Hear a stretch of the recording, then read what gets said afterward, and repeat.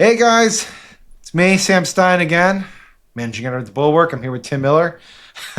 We have some news that could be alternatively horrifying or exciting. Really depends how you want to digest it. But before we get into that, as always, please subscribe to our YouTube page. Really need it. Click the button. Click the button. All right, news tonight.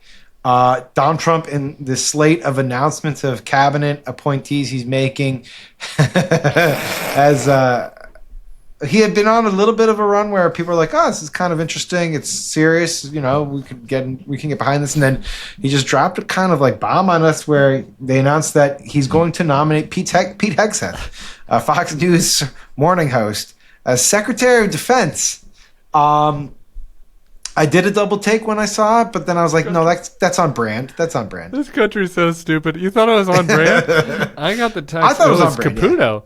Our colleague, Mark Caputo, I don't know if he was the first one to post it on social media, but I had a friend text it to me, and I had to look closely to make sure it wasn't like Mark at Caputo, you know, like one of those things where like Mark Caput 0, you know, like where it was like a spoof that was on a gag? him. Okay, yeah. Yeah, I was like, Pete Hegseth for the Secretary of Defense? I mean, it's not like one of the dumb departments. You know, it's not like this they is put a serious department. This This is like a $800 billion department. Yeah, it's like pretty it's important. like one of probably the 10 most important jobs in the entire world, the United States Secretary of Defense, and he gave it to a morning chat host, which I guess gives me some hope for the future.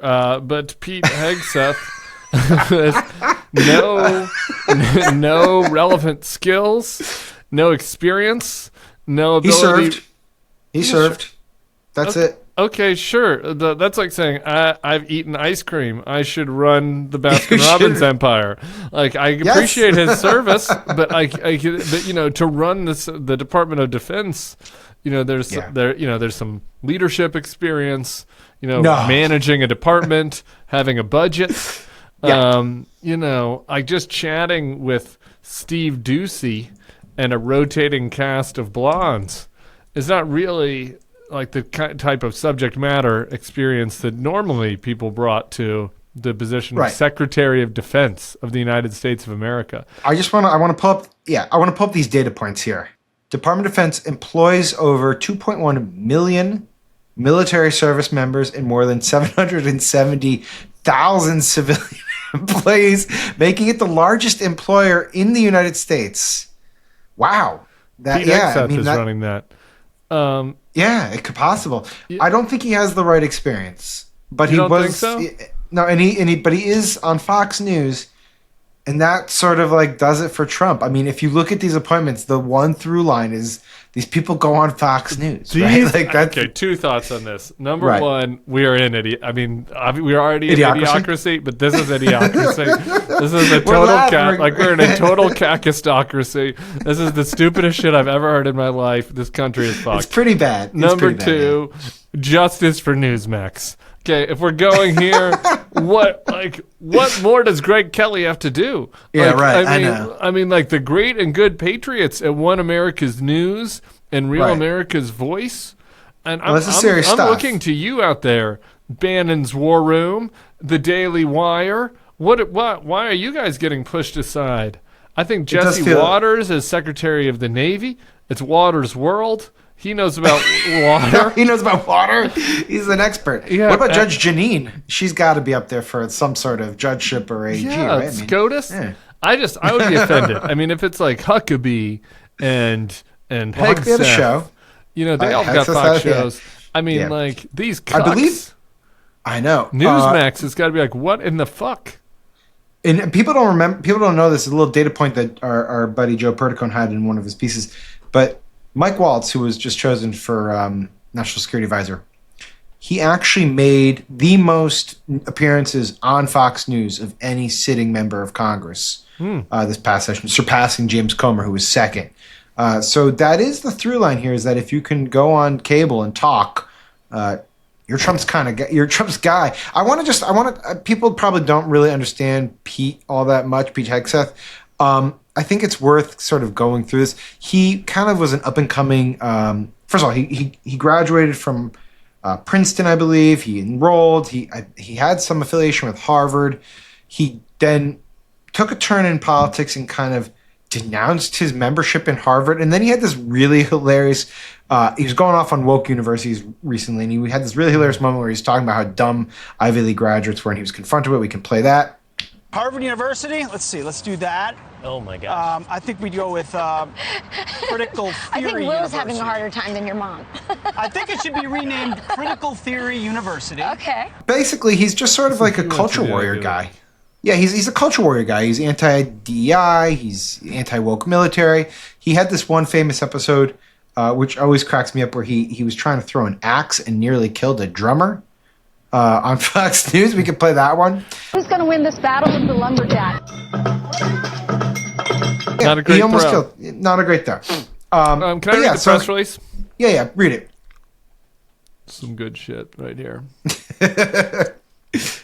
How is this life right now? All right, our new Secretary of Defense. Here it is. Here, Pete has been a host at Fox News for 8 years. That's pretty good. Not bad. Consistent employment. Where he used that platform to fight for our military and veterans. Pete's recent book, The War on Warriors. The War on Warriors. That's interesting. That's War on Warriors. It's kind of a tongue twister. Spent 9 weeks on the New York Times bestseller list, including 2 weeks at number 1. Whoa. All caps, right there. All caps. Number 1. 2 weeks at number 1. If that doesn't get you confirmed by the Senate, I just don't know. I mean, a lot of people have done number 1 bestsellers. I only hit number 2 myself. But you know, Brian Tyler Cohen, our colleague across YouTube, he is the number 1. Maybe he should be up there. The book reveals the left-wing betrayal of our warriors. I mean, he's done nothing. He has. He served. And we appreciate his service, but like he ran a political group, and that's literally the only thing I believe he's run in a managerial capacity. So this is. I mean, we're joking, we're laughing because it's ridiculous, but you know, what am I supposed to do? Yeah, no. What I'm else do saying you do there's except laugh? there's This nothing is else like- to do in these moments. And this is It's like a they bad- put on it's a clown bad- makeup. Are we not supposed to laugh at them? That they're No, being it's clowns. it's bad. It's really bad. I don't know. Is it possible that there's 4 Republicans in the Senate who say no? Why? Why would they stop him? I think a couple of Democrats should confirm. You think they should just let him have it? Yeah. What would be what is the case for stopping him? I guess that He's woefully unprepared. He wants to bomb Iran. So's the commander in chief. He's been an apologist for literal war criminals. He tried to get them pardoned by Trump. I think successfully did. In fact, at least he has some subject matter expertise on TV. They sit on the couch. They talk about veterans issues. Donald Trump was a reality TV show host that, fired Mr. T, and he became the commander in chief of the whole armed forces. So I just so don't you understand. say just go for it. Well, I don't understand on what grounds, if the American people have decided that they want to make Donald Trump the commander in chief again. Just go on full what into grounds it. would you stop Pete Hegseth? Is he any more ridiculous than Donald Trump? As a leader of the military? In what way is he more ridiculous than Donald Trump? Well, only because Trump, whatever credit you want to give it, has done this for 4 years. It would be like if Trump in 2016 is the right analogy here. Like, Pete Hegseth has not done any of this. It's like why are you even trying to argue this? This is the dumbest argument. Pete Hegseth does not belong in this post. I'm open to changing my mind, but I think that if I was a Democratic senator, my initial instinct would be to confirm. Just let it go. Just let it go. He's a total. Why stop anybody? Just let him have anybody? Yeah, that's kind of how I feel. I don't know. Again, Bill Kristol's texted me. He might disagree. Someone wiser might persuade me otherwise, but I don't know. I mean, they want to have a clown cabinet. Why not give them a clown cabinet? Why not put on a big bow tie and honk a horn and just roll? What do you think he would do? What if we extend this a little bit further? Legit, what would he do in that role? It would just be a shit show. I mean, it would just be it's hard to imagine what would happen. He would walk into a room filled with decorated military brass, all clean cut, crew cut. He'd have his Well, didn't you see tan the executive hair order? and- That one of the executive orders they're planning on doing is being able to streamline firing Yeah. of a bunch of generals.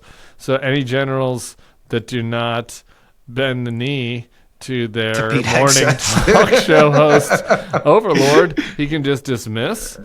I don't know. I mean, it is a total freak show, but I don't know. I guess my point is, I guess the point I'm trying to No, I make. get your point. I'm being ridiculous, but like, No, but there's something like to John it. Ratcliffe just gets appointed to CIA, right? Yeah.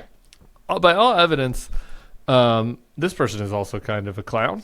I mean, he declassified some stuff based on about Hillary and the 2016 Russia investigation, because he got pressured by people in the far right MAGA fever swamps.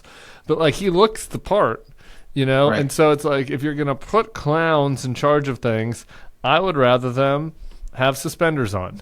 That's Right. me, and the big red nose, rather than so everybody knows what they're getting. That's my gut instinct.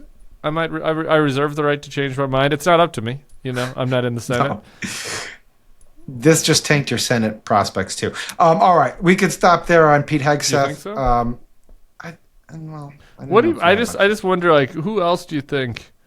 Is there anybody else you think that might be in the mix? I mean, I thought that my Jesse Waters for Secretary of Jesse Navy Waters is a great thing one. is pretty good. Jesse Waters is a pretty good one. Judge Janine for DOJ. I don't know. I was you thinking, but haven't heard think about the alternative of this on a Democratic administration.